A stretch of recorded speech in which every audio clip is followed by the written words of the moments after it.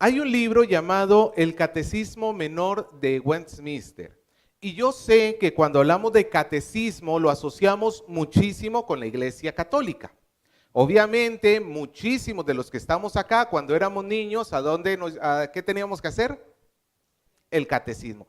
Pero catecismo no es en sí mismo algo propio de la Iglesia Católica. Es más, la Iglesia Evangélica en otros sectores, no en el pentecostal que nos movemos tanto nosotros, sino en otros sectores, hasta el día de hoy sostienen la forma de enseñanza de catecismo. Catecismo es una forma de enseñanza que consiste entre preguntas y respuestas y es muy útil para que un padre haga con su hijo. Son preguntas que el hijo va estudiando, va aprendiendo y el padre le puede decir. Y entonces así se va introduciendo al niño hacia las verdades bíblicas. Y este catecismo menor de Westminster, en su primera pregunta dice, ¿cuál es el fin principal del hombre? Y la respuesta que da este catecismo es, el fin principal del hombre es el de glorificar a Dios y gozar de Él para siempre. Y la segunda pregunta, que está muy ligada con esta, es, ¿qué regla ha dado Dios para enseñarnos cómo hemos de glorificarle y gozar de Él? Y la respuesta es, la palabra de Dios que se contiene en las escrituras del Antiguo y del Nuevo Testamento es la única regla que ha dado Dios para enseñarnos cómo hemos de glorificarle y gozar de Él. Es claro por las escrituras que este catecismo tiene razón. Es claro por las escrituras que podemos ver que la primera meta que tiene el hombre en su vida es glorificar al Señor y es de gozar de su presencia, ¿cierto? No es hacer dinero, no es tu felicidad. La primera meta en la vida es Dios. Y para hacer esto es indispensable las escrituras, o como dirían en la Reforma, solo escrituras, solamente la escritura. No es la Biblia más algo más, la Biblia más algún tipo de complemento, no. Solo la Biblia es la que nos enseña cómo conocer a Dios y cómo vivir para Él, cómo gozarnos de Él. Pero es curioso que siendo la Biblia el pilar en el cual el creyente tiene que descansar para aprender a vivir para Dios, es justamente el pilar que más tendemos a dejar de lado en nuestra vida. El pilar que más tendemos a olvidar por la razón que sea, porque estamos muy ocupados, porque tenemos un día muy ajetreado, porque tenemos que alistar las cosas de los niños, por todas las excusas y razones que sean, siempre o en muchos casos es el área donde adolece en términos generales la iglesia del Señor. Hemos cambiado la gloria de Dios por espejitos. ¿Usted se acuerda la historia que nos cuentan de cuando llegaron los españoles a nuestro continente y que cambiaban el oro? ¿Por qué? Por espejitos brillosos, ¿no es cierto? Que ellos nunca habían visto y entregaban sus bienes a cambio de estos espejitos que ellos veían brillantes. Hemos cambiado la gloria de Dios por espejitos. Hemos cambiado la palabra de Dios por tradiciones y por doctrinas que no guardan relación bíblica con la palabra. Hoy vamos a ver una historia de cómo Jesús alertó a sus discípulos a estar pendientes de no apartarse de la palabra de Dios. Hoy vamos a estar viendo entonces los peligros que hay de ignorar la palabra. Amén. Yo he dividido este mensaje en dos partes. Primero vamos a ver la conversación de Jesús con los fariseos, saduceos, y luego vamos a ver lo que les dijo Jesús a sus discípulos en relación a lo que acababa de suceder. Al primer punto yo le he titulado Evidencias del corazón incrédulo. Vamos a ver rápidamente el contexto. Hasta ahorita en Marcos, ¿cuántos milagros hemos visto que ha hecho Jesús? Rápidamente trate de recordar algún milagro y dígamelo. ¿Algún milagro que haya hecho Jesús aquí en Marcos? El paralítico, muy bien. ¿Qué más? Me están mareando. ¿Ah? Sordomudo, ¿qué más? La mujer de flujo de sangre, la hija de Jairo. Si usted se pone a contarlos, hay 17 milagros que el Señor ha hecho hasta este punto. 17 milagros. En esta primera parte del Evangelio, recuerde que Marcos está tratando de que nosotros lleguemos a una conclusión sobre quién es Jesús. Y tenemos una lista de 17 milagros que nos deben llevar a la conclusión de pensar, Jesús es verdaderamente el ungido de Dios. Esa es la conclusión que nosotros deberíamos llegar al ver las obras, al escuchar las palabras de Jesús. Él no es simplemente un gran hombre, un gran profeta, un gran maestro. Él es el ungido del Señor. Mientras que está en Dalmanuta, al lado oeste del mar de Galilea, Jesús recibe unos visitantes poco amistosos. Y ellos vienen con una petición necia. Vamos a nuestro texto, versículo 11. Vinieron entonces los fariseos y comenzaron a discutir con él, pidiéndole señal del cielo para tentarle. Jesús ha estado con sus discípulos. ¿Qué ha estado haciendo Jesús anteriormente? ¿Alguien se acuerda? Alimentó a los 4,000, ¿no es cierto? Alimentó a los 4,000. Luego se dirigió en la barca de donde estaba hasta otro lado llamado Dalmanuta, y estando en Dalmanuta se le acerca una horda de fariseos y de saduceos, según como nos cuenta el relato paralelo que tenemos en Marcos. Tenemos a los fariseos y tenemos a los saduceos. Estos dos grupos eran enemigos entre sí. Estos dos grupos no se llevaban bien unos con otros, pero ellos deciden unir fuerzas con tal de tratar de destruir al Señor Jesús. Y ellos vienen con una exigencia. ¿Qué es lo que le está pidiendo los fariseos y saduceos al Señor? Haz una señal del cielo. Haz una señal del cielo. Es lo que estos hombres le estaban pidiendo. No estaban pidiendo simplemente un milagro, no estaban pidiendo que hiciera algo sobrenatural, sino que lo hiciera a manera de señal. Esta palabra es importante porque hay que recordar que los milagros de Jesús, su fin principal no era el milagro en sí mismo. Cuando Jesús sanó, por ejemplo, al paralítico, sanó a la mujer de flujo de sangre, resucitó a la hija de Jairo, el fin no era el milagro en sí, sino que ese milagro sirviera como una señal. ¿Qué es una señal? Algo que nos indica algo, ¿no es cierto? Usted va por la calle y ve una señal que le dice que está a 3 kilómetros del próximo restaurante. Y usted se pone contento, ¿no es cierto? Una señal te anuncia algo, y lo que hace Jesús en los milagros es anunciar que Él es el ungido. Y estos hombres le están pidiendo eso, quieren que haga señales. ¿En serio? ¿Más señales? No les bastó 17 señales, muchas de ellas hechas en la misma presencia de fariseos, de saduceos, y ellos también habían podido escuchar porque la fama de Jesús se había expandido por toda aquella región. Es más, Jesús venía de alimentar a 4,000 personas. Venía de alimentar a 4,000 personas. Pero hay que escuchar bien las palabras de los fariseos. Escuche lo que dice, que estaban pidiendo señal del cielo. Posiblemente ellos escucharon sobre el milagro que hizo Jesús de alimentarlos con pan, pero ese pan, ¿de dónde venía? Era un pan terrenal. No es como el pan que dio Moisés, que bajó maná del cielo. O no es, por ejemplo, la señal del cielo que hizo Elías cuando en el holocausto que mandó a mojar y que se consumiera, descendió fuego del cielo y lo consumió completamente. Posiblemente ellos estaban pidiendo esto, algo que se viera desde los cielos, que se bajara para que se mostrara que Él verdaderamente venía del Señor.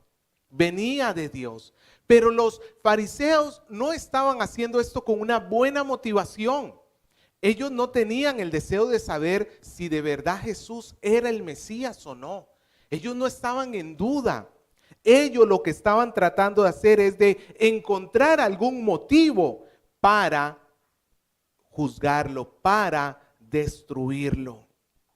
Lo que querían los fariseos era tentarle. De alguna manera, de repente, haciendo o diciendo que hacía el milagro, fallaba y quedaba en evidencia que era falso.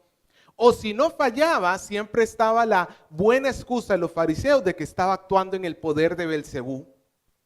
De una u otra manera, estos hombres lo que quieren es encontrar como la pitita suelta, ¿no es cierto? Usted ha visto cuando tiene el suéter y de repente, uy, esta pitita, jala, chao suéter.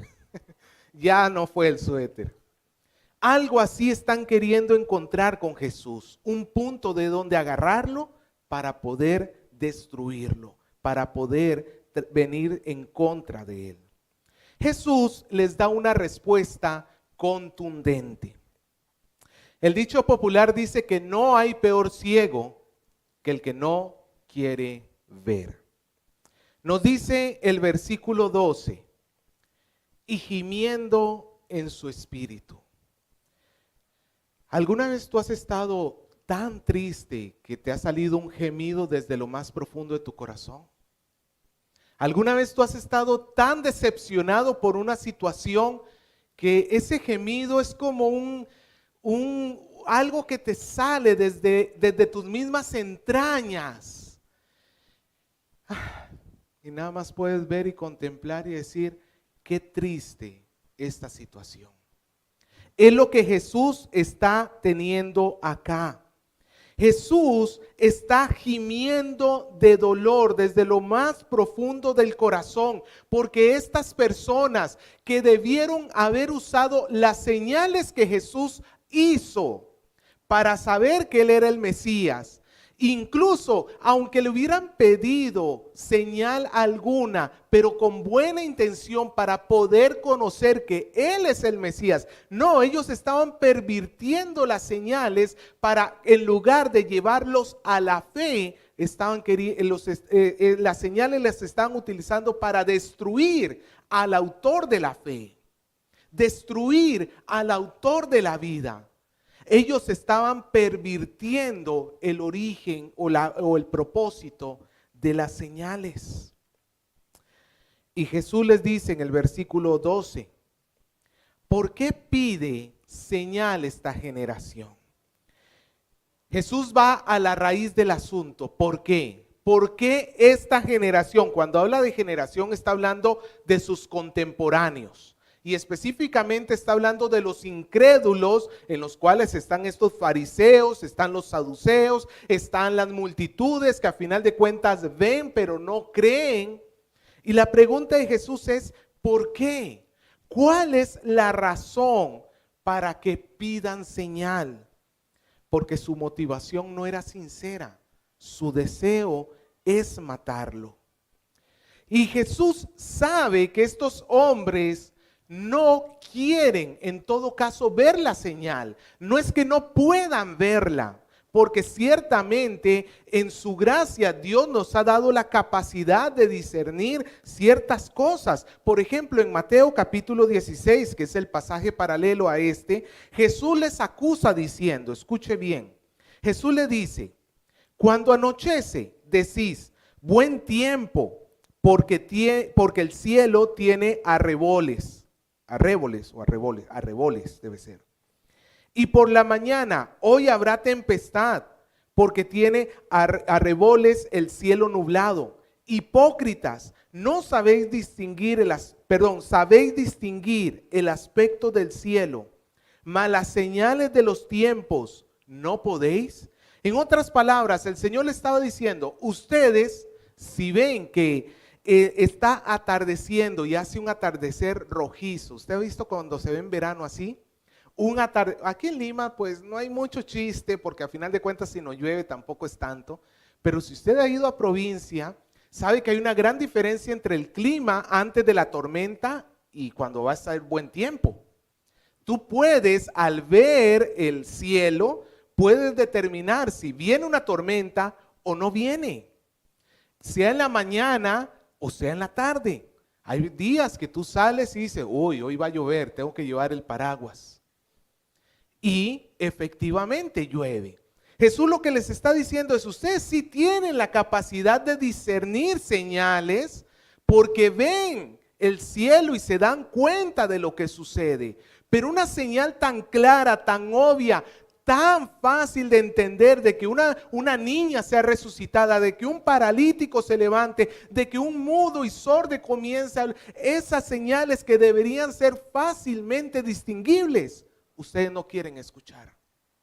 Ustedes no quieren ver, no les interesa, porque no es que no puedan, es que no quieren. Y de hecho su corazón está endurecido, no pueden, pero el motivo del endurecimiento de su corazón está en su propia incredulidad. Es como un círculo descendente. Ellos rechazan la palabra de Dios y Dios endurece su corazón. Y porque endurece su corazón, ahora rechazan más la palabra de Dios y va en ese círculo descendente. Pero toda la responsabilidad es de los fariseos y de los saduceos. Es más, en Mateo, el Señor les dice, en Mateo capítulo 16, el Señor les dice que ellos no van a tener otra señal que la señal del profeta Jonás. ¿Usted se acuerda de eso? No van a tener otra señal sino la señal del profeta Jonás. Aquí en Marcos se queda solamente con la parte de ciertos digo que no se dará señal a esta generación. En otras palabras, la señal que ellos quieren no se las da. No se las da. Y amado hermano, aquí tenemos que ver algo. Dios es. Dios no funciona cuando el hombre quiere que funcione. Dios no hace las cosas cuando el hombre quiere que se hagan las cosas. Dios es, y Él en su juicio decidió que estos hombres no van a recibir señal ahora. Pero conforme las palabras de Mateo, sí hubo una señal que ellos iban a poder volver a ver. La señal del profeta Jonás. ¿Cuál es la señal del profeta Jonás? Si usted se recuerda, Jonás fue engullido por un gran pez. ¿Cuántos días estuvo en el vientre del pez?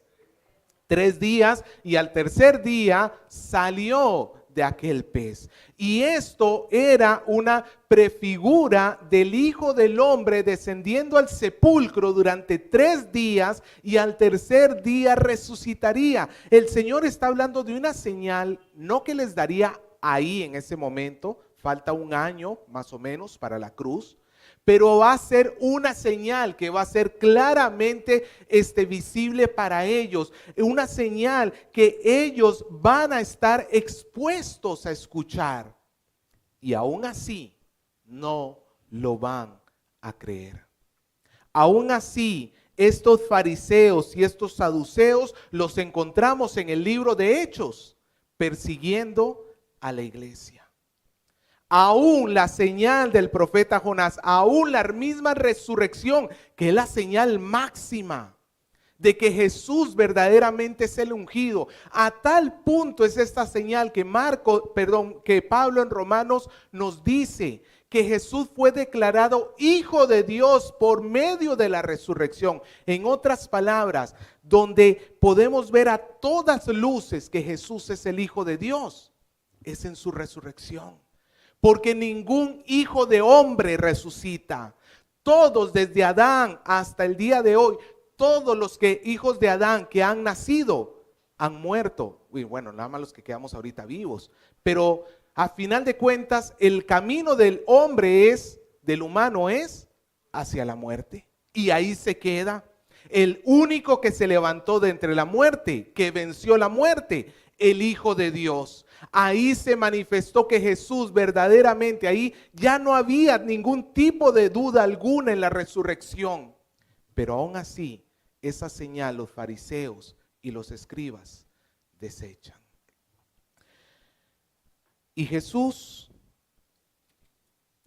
hace algo que la verdad da tristeza, no por Jesús, por estos hombres. Mira el versículo 13.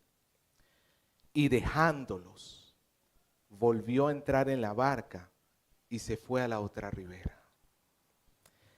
Este dejándolos es triste, porque es más que simplemente un dejarlos físicamente. Es un abandono de la gracia. El único que puede cambiar el corazón los deja, porque el corazón de ellos lo han querido permanecer duro. Ellos se han obstinadamente cerrado en la dureza de su corazón y ha llegado el punto en que el Señor los deja. Amado hermano, este es el momento más terrible que puede vivir una persona. Este es el momento más terrible que puede vivir alguien que tenga la capacidad de escuchar la palabra de Dios, de estar cerca del Señor. Ellos veían a Jesús con sus propios ojos, pero tal fue la dureza de su corazón que llegó el punto en que Dios los dejó. Ya no hay retorno.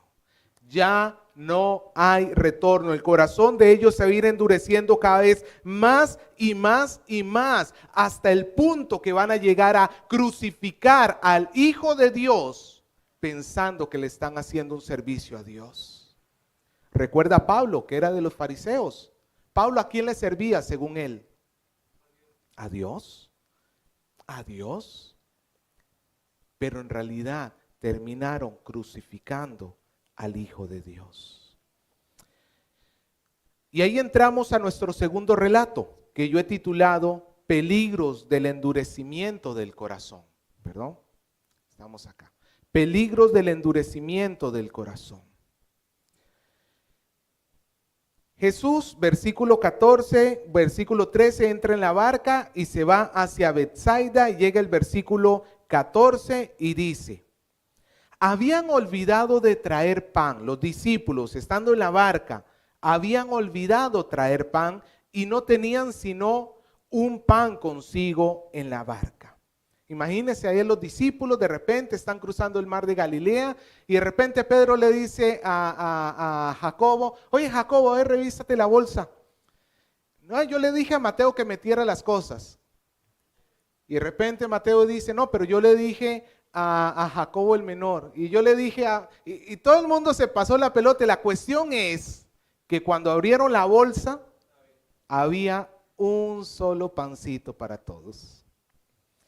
Y entonces ellos estaban discutiendo. Al parecer, a donde iban no era tan fácil encontrar pan, a tal punto que pues hubo como una discusión, como cuando tú vas en el carro y es un viaje largo y le dices: a ver, ábrete los chisitos para ir comiendo, ¿que no los compraste tú? Ellos entonces comienza esta discusión entre ellos.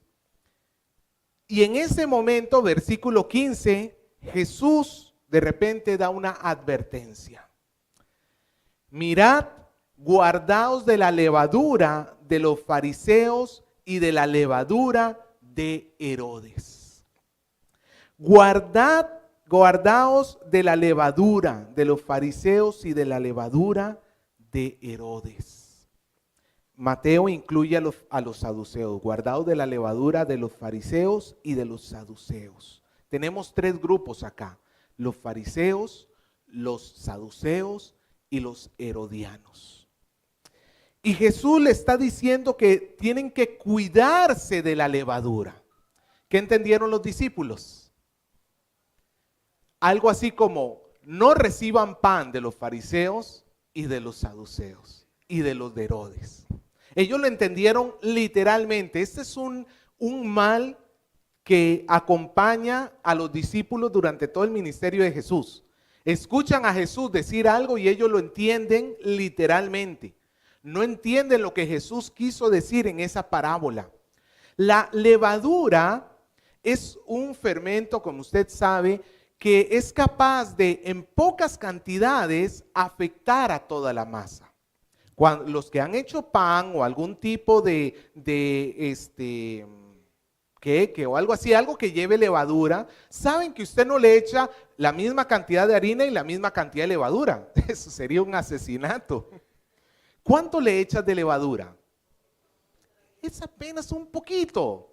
Y ese poquito de levadura tiene la capacidad de cada vez más, entre más tiempo pase, tiene la capacidad de afectar más y más y más y más. Es a final de cuentas algo muy insignificante, pero que puede llegar a permear a todo lado. Y en la Biblia la levadura se utiliza tanto para describir las buenas influencias como las malas influencias. Por ejemplo, si tenemos en las escrituras que el cristiano es levadura, como es luz, pero también se nos advierte que hay levaduras que nosotros tenemos que evitar, influencias que nosotros tenemos que evitar.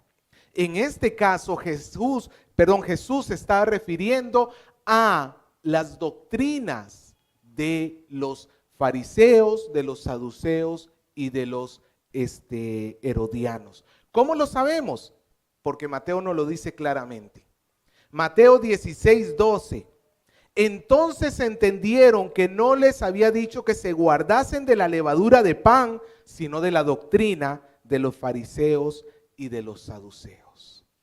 En otras palabras, Jesús, en medio de esa barca, mientras los discípulos estaban peleándose por el pan, Jesús en ese momento quiso hacerle una advertencia a sus discípulos y les dice: tengan cuidado, y ahora sí lo vamos a poner en sus palabras claras, tengan cuidado de las doctrinas de los fariseos, de los saduceos y de los herodianos.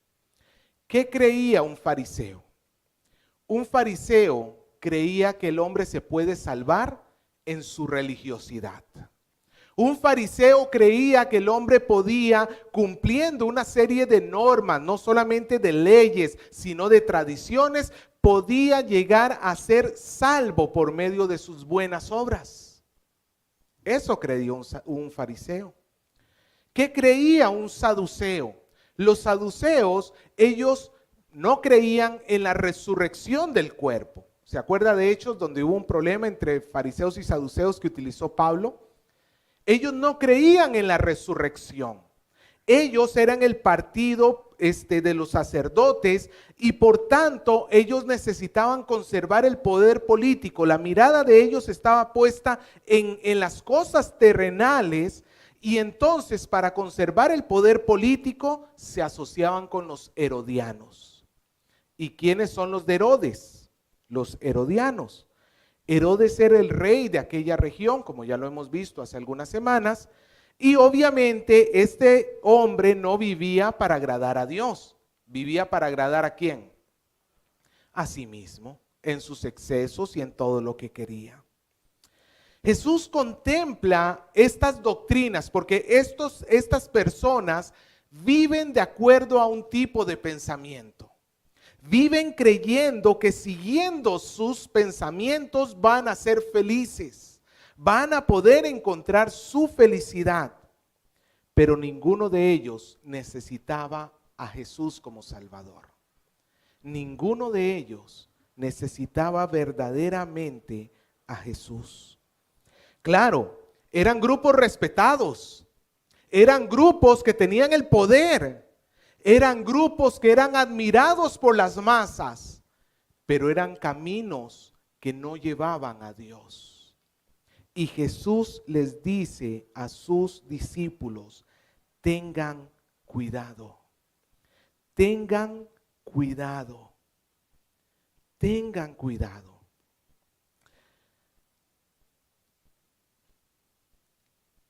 ¿Por qué era necesario hacer esta reprensión? Cuando Jesús dice tengan cuidado, les está diciendo que los discípulos están expuestos a caer en esas falsas doctrinas. Mira quiénes eran: Pedro, Mateo, Juan, Jacobo. No estamos hablando de gente que estuvo poquito tiempo. No estamos hablando de un cristianito que viene los domingos a la iglesia y a lo mucho tocará la Biblia el domingo, y eso si es que la trajo. O ni siquiera estamos hablando de un líder de la iglesia que sirve y que hace cosas. No, estamos hablando de apóstoles. Estamos hablando del simiente que Dios pondría como la iglesia, basados obviamente en el Señor Jesucristo, pero ellos servirían como columnas.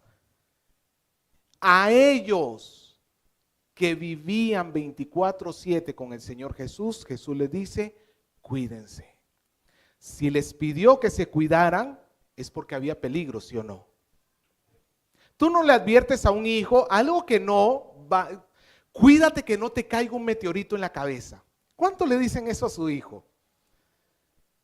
Ya, de verdad usted tendría que ser muy, muy pesimista para advertirle a su hijo de eso. No es cierto. No, ¿qué advertencia le da usted a su hijo? ¿Sobre qué? Cuídate de las drogas, cuídate de malas amistades, cuídate. No es cierto, les decimos cosas que sí sabemos que van a estar expuestos. Pues Jesús está aquí al advertirles, está reconociendo que los creyentes pueden estar en serio peligro. Pueden estar en serio peligro. Nada de que yo soy Pedro y sobre esta piedra se edifica. Nada, puedes caer. A Jesús en un momento le dice sobre esta piedra y luego le dice apártate de mí, piedra de tropiezo. Puede caer. ¿Sabe, amado hermano? Jesús está advirtiendo porque hay peligro. Pero los discípulos entendieron que Jesús les estaba hablando de pan. Y Jesús lo reprende. Mira conmigo el versículo 17. Entendiendo Jesús les dijo, ¿qué discutís? ¿Porque no tenéis pan? ¿No entendéis ni comprendéis? ¿Aún está endurecido vuestro corazón? Vea, amado hermano, cómo estaba el corazón de los discípulos. Endurecido. Ojo, no es el mismo endurecimiento que tenían los fariseos y los escribas y las multitudes. Eso sí hay que dejar en claro. No es un endurecimiento de incredulidad, pero ellos, teniendo la capacidad de poder percibir, no estaban teniendo el cuidado suficiente. Los fariseos habían despreciado los milagros de Jesús, ¿cierto? ¿Y qué estaban haciendo los discípulos? Exactamente lo mismo. Exactamente lo mismo. Tenían un solo pan. ¿Y qué les dice Jesús? Versículo 19.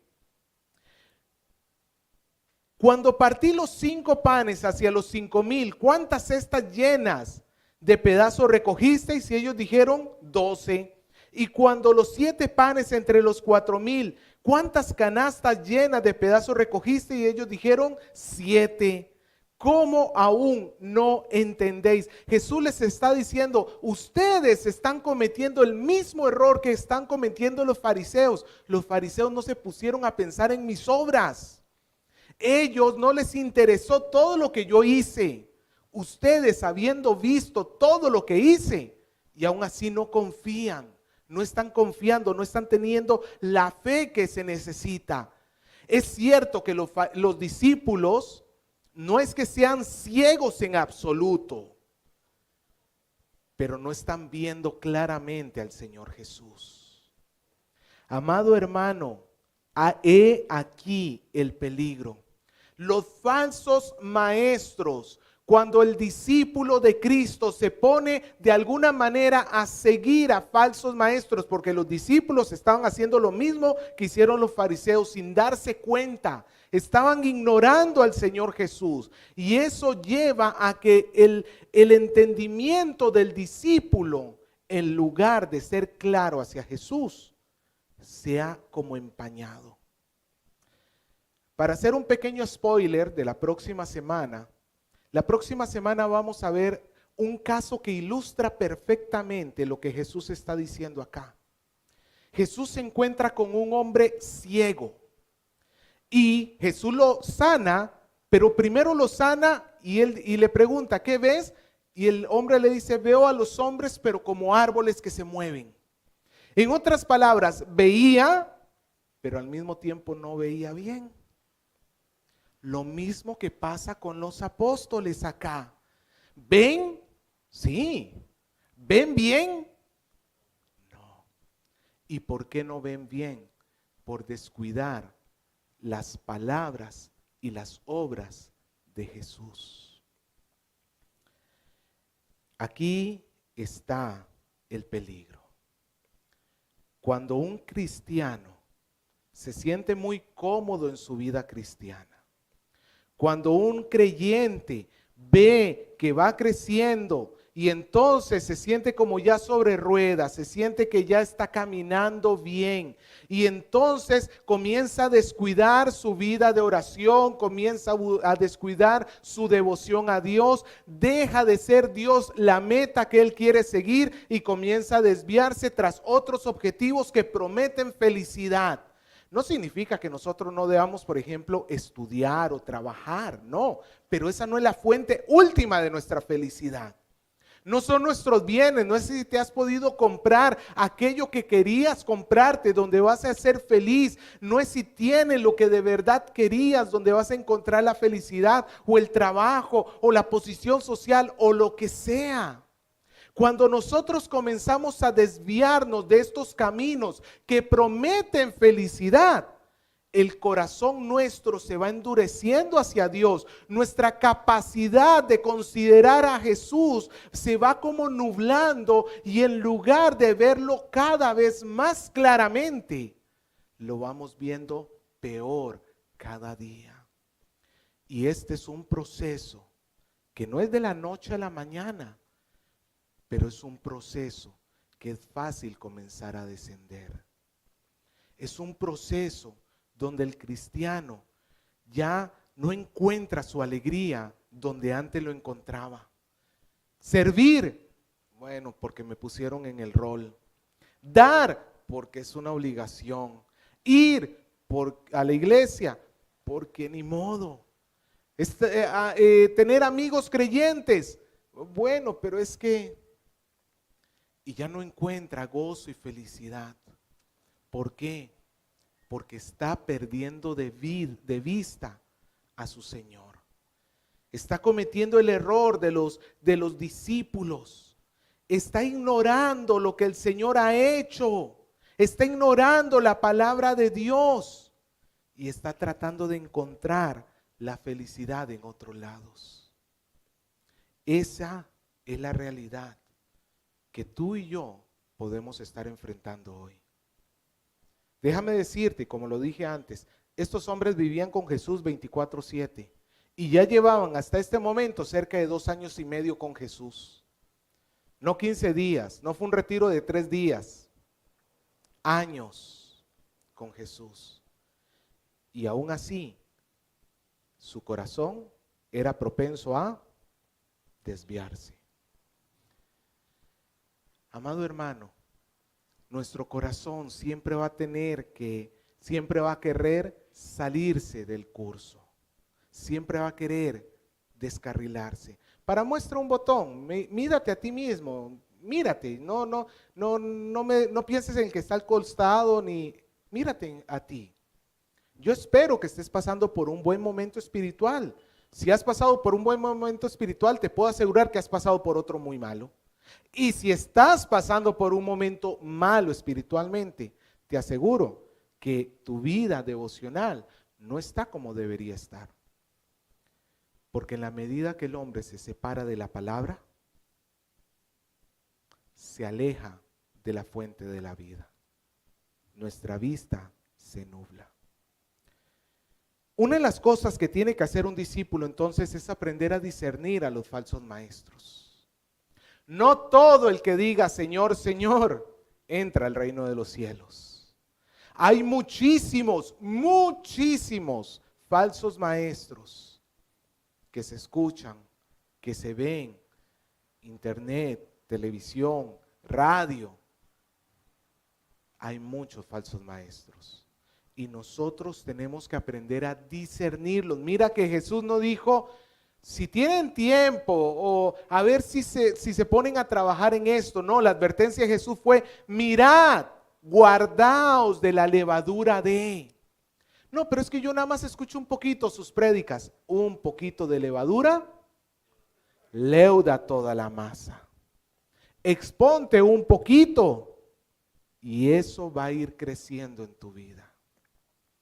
Cuídate de falsos maestros. ¿Cómo discierne un falso maestro? Si es un predicador que nada más te habla de esta tierra, de que Dios tiene el propósito de que tú seas feliz, que lo único que te andan diciendo es tratar de sacarte tu dinero, que todo lo que encuentras en esta vida es que Dios va a servirte de alguna manera, que Dios está a tu servicio para cumplir tus sueños, para cumplir tus anhelos, para cumplir tus metas. Todo lo contrario de lo que vimos en el Catecismo de Westminster, ¿no? En el Catecismo de Westminster, conforme a la palabra, yo vivo para Dios. Y la enseñanza de muchos hoy es, Dios vive para ti.